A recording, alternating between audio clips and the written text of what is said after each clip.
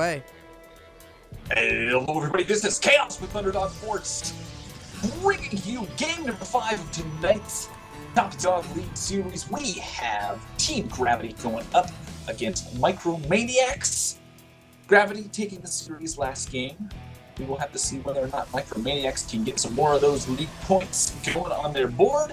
Let's introduce our players, spawning in the upper right-hand corner in the yellow trunks. Here on Yellow Banner Edition, it is going to be Micro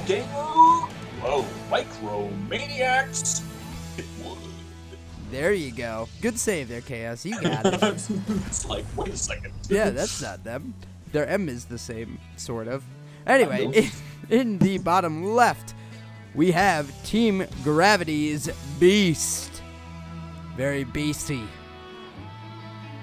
Very cool. So, we have some games to give away tonight. Chaos, we don't, do we? Yes, we do. So, you know how I like to do this? I like to tell everybody in chat that if they really want a game, first of all, they have to do two things. First, they have to follow us here on Twitch. That's key.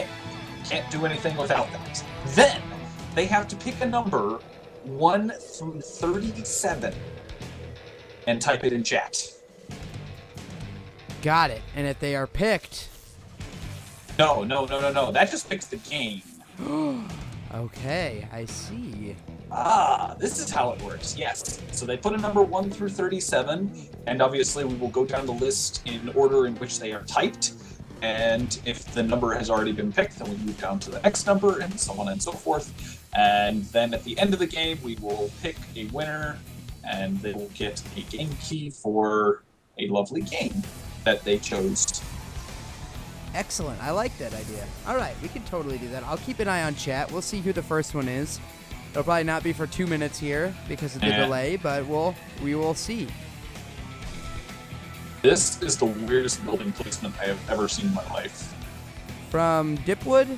Yeah, it's like, I okay, would agree. I'm gonna put my gateway as far away from my nexus as possible, and then I want my cybernetic score to be nice and snug, kind of close to the nexus. Yeah, I think what happened here is that the gateway and the cybernetics core got in a fight, and they decided to split the pylon field in half and want the other one to stay as far on their side.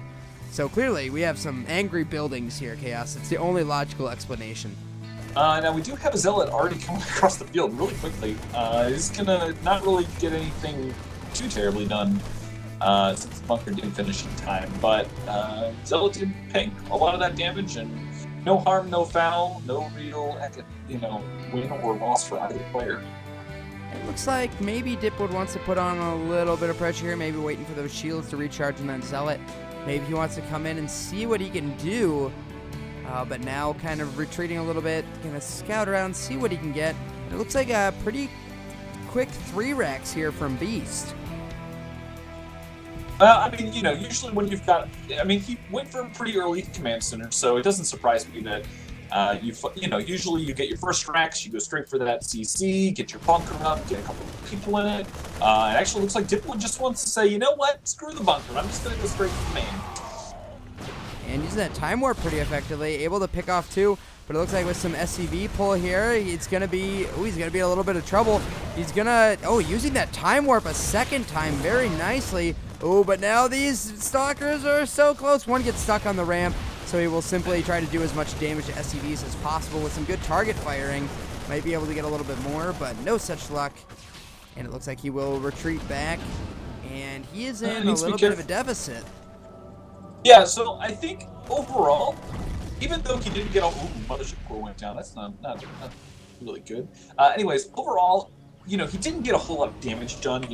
Looking at the units lost tab, they're pretty, relatively even. About 120, 175 difference. But I think the biggest loss that Beast had was the amount of mining time that was lost. He pulled a lot of SCVs to deal with that. Yeah, that is a pretty good point. He does have a pretty good 5 SCV lead right now, which is nice for him. Certainly enjoy that as a Terran player. And now a pylon getting picked off as well as the Stalker barely gets away with 2 health left.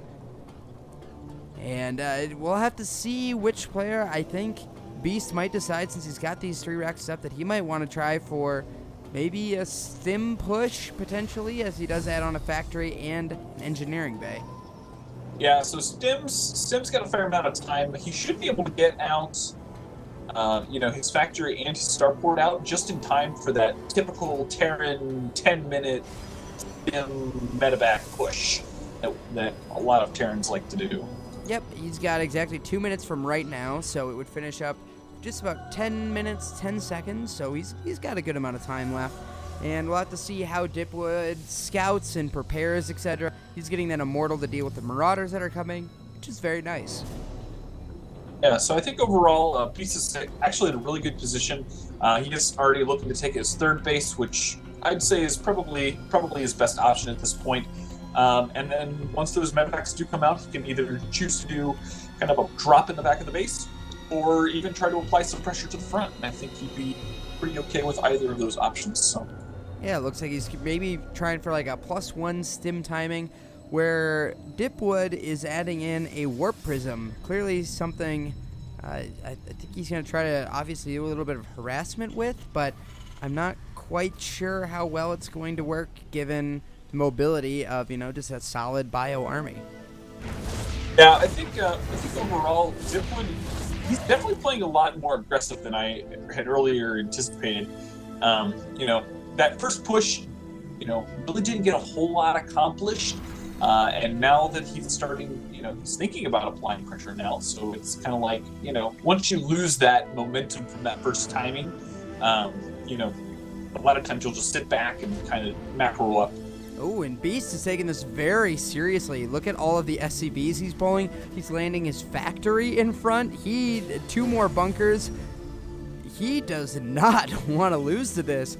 This is a win right now, I feel like, for Dipwood just sitting here. Yeah, I mean, Dipwood really doesn't have to do a whole lot to this. I mean, obviously we got some widow mine production going. We've got the bunkers now finishing up. The only problem that I can see is if Dipwood just sits out here and doesn't really get a whole... Ooh, he's going to go ahead and drop into the main. We do have a little bit... Okay, Immortal's going to get dropped down.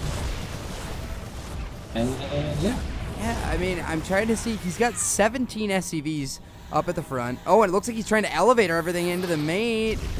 Oh, but now he needs to retreat, but he doesn't have enough on the mothership core, and he's going to lose a lot of units here. Oh, yeah. This was not definitely a good option for him. He's going to lose 3 sentries. Oh, and a dance by Beast saying, get out.